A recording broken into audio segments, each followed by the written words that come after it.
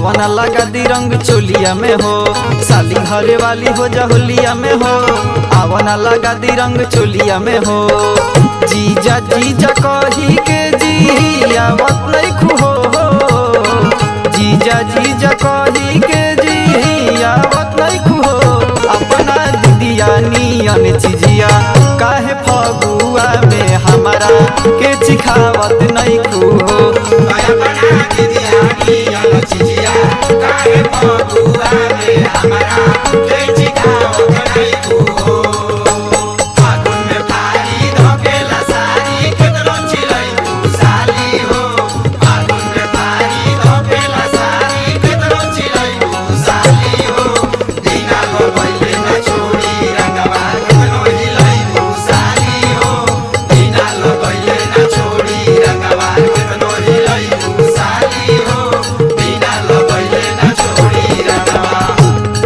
अरे चमक रहा हो मास्टर दिया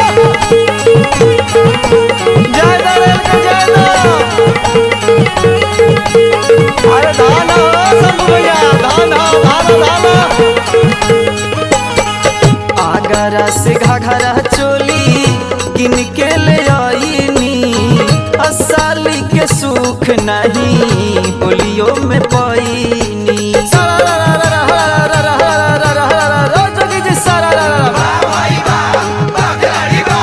साली हमार हो सोना चनी हो सोना चनी। साली हमार हो सोना चनी होली में कोई दे हम पानी पानी बोलो हाय रे आगरा से घघरा चोली किन के ले आईनी। साली के सुख नहीं होलियो में पैनी।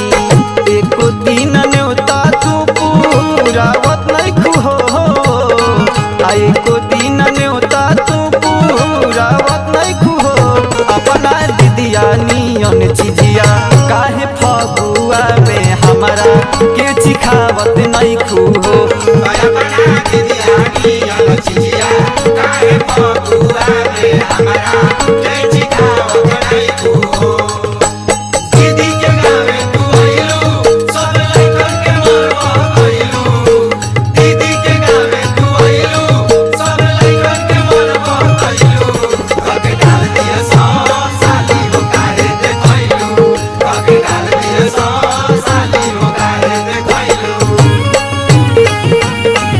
अरे तो मेरा था भर फटुआ हो ना तो बर्बाद कर दिए सब। कब तक बचई है तोहके राजा प्रिंस हो। रितेश पुष्पा कर कहियो डली है गिरीश हो।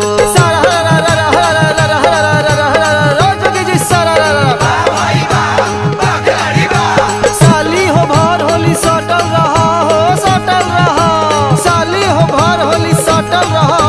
जीजा के संगे तू डटल रहा बोलो हाय रे। कब तक बचई है